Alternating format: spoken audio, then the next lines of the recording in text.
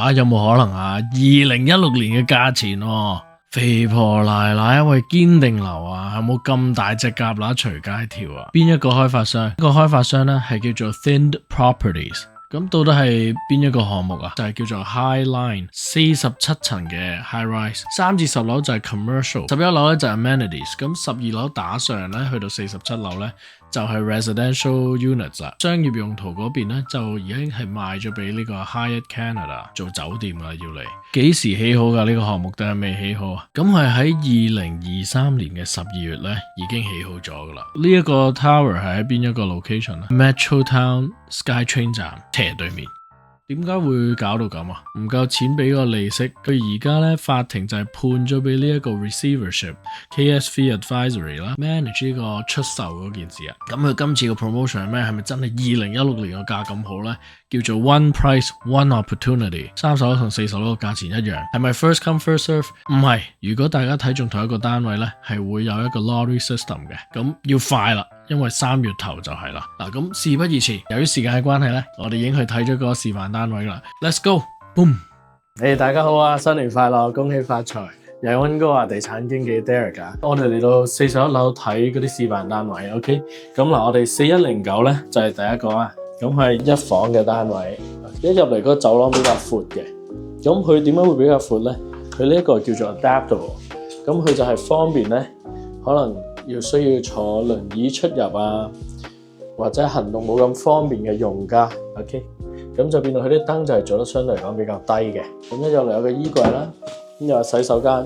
咁呢件洗手間咧，佢嗰個間隔都係闊落少少嘅，做咗 floor to ceiling 都係 tiles 啦。咁就係企缸，咁容易少少出入都係洗衣乾衣，咁就係 LG 洗衣乾衣啊 ，stackable。咁佢呢一個單位咧就係 stage 咗嘅，咁就有擺啲家私啊喺度俾啲 buyer 嚟睇嘅，咁所以佢呢一個 island 咧就係唔包嘅。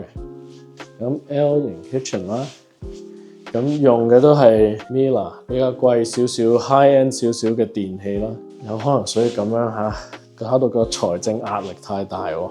527尺，嗱咁呢一個單位咧，因為 Metrotown 沿住 SkyTrain 呢條街咧，佢係歪咗少少嘅，佢係向西北嘅 ，OK， 咁呢一個單位係向北嘅。諗喺呢度啦，我哋望翻咧，可以望到3棟 Metrotown 嗰個 tower，OK， 咁 Metrotown 就喺嗰度啦 ，Metropolis，Station Square 就喺對面嗰度 ，OK， 咁 SkyTrain 就喺正下邊呢度。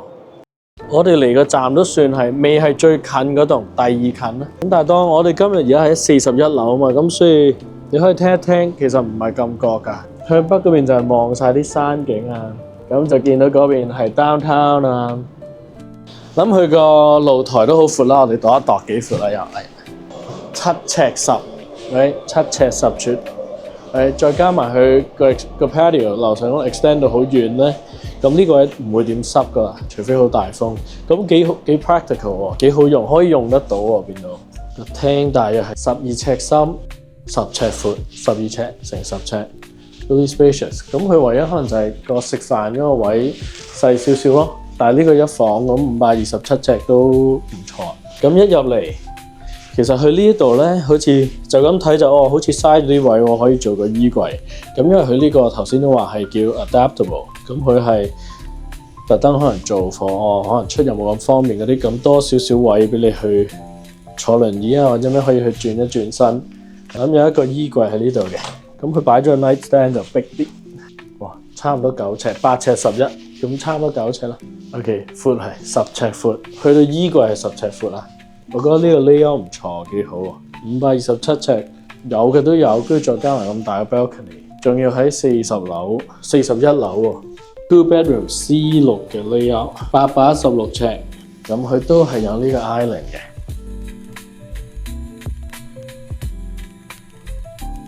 11尺喎，11尺3添喎，闊好多喎個感覺，一入到嚟都。咁但係呢個係 second bedroom，OK？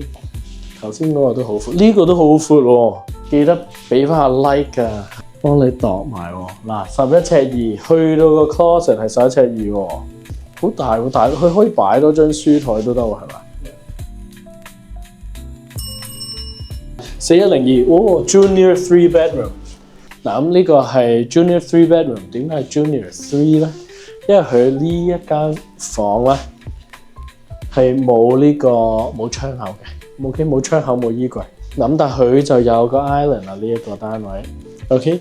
咁 Junior 3 bedroom 佢係向翻呢個東南嗰個 corner。嗱個客飯廳喺呢度，有翻個位俾你擺盞吊燈。但係佢呢度咁樣幾靚喎，佢咁樣一出嚟。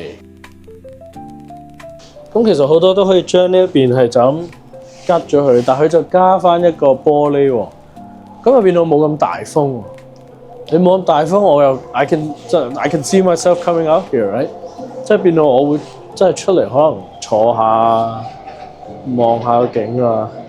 係啦，不過好似呢啲咁啦，有啲 deficiency 呢啲咧 2 5 10有啲到時就會就要搞噶啦。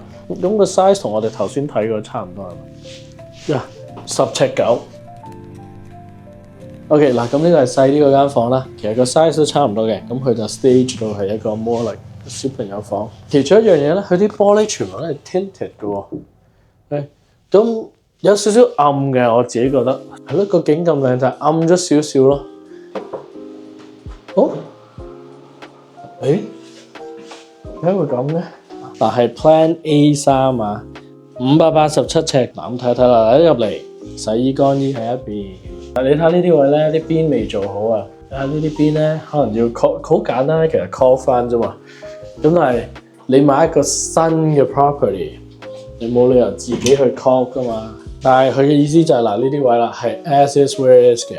咁但係2510係會有 cover warranty 嘅。咁你自己間屋嗰個2510咧，嗰個10年保養咧，係你搬入嚟嗰一個 moment， 即係你 possession 嗰個 moment 先計嘅。佢使唔使咁啊？擺埋呢個可以坐埋喺後邊添，我都仲有位俾人行喎 ，show 俾你睇幾深喎。跟住佢其實幾得意，因為佢左右衣櫃咧係喎，即係都係好似 his and hers 咁樣。跟住呢度仲有一個衣櫃喎，佢係大啲，同埋佢係冇書房啊嘛。即係如果自己住，你又唔需要個書房，呢個係幾闊落嘅喎，我覺得。咁同大家講翻個價錢啊，一房最細嗰個一房咧就係524900，而一房加書房咧就係569,900，到最後兩房加書房或者叫 Junior 3 bedroom 嗰個咧就係81,900。咁頭先講過，有興趣嘅朋友可以點咧？已經有經紀嘅朋友咧，咁你可以叫你嘅經紀直接聯絡 Megan Page， 就係 Anthem Property 嗰個 sales manager。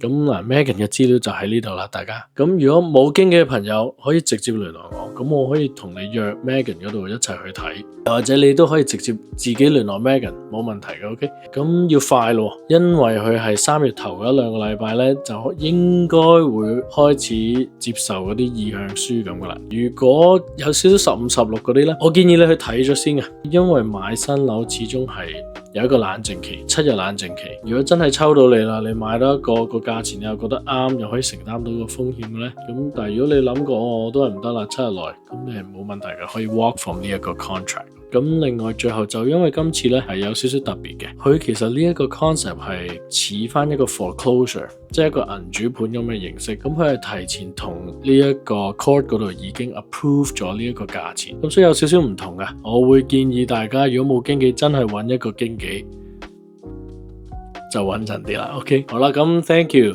唔該晒，好多謝晒大家，麻煩大家就 like、subscribe 同埋 comment 留言。留言可以傾下呢一個價錢到底值唔值得冒呢一個險 ，OK？ 而個險係咩呢？就希望大家可以討論下。Thank you。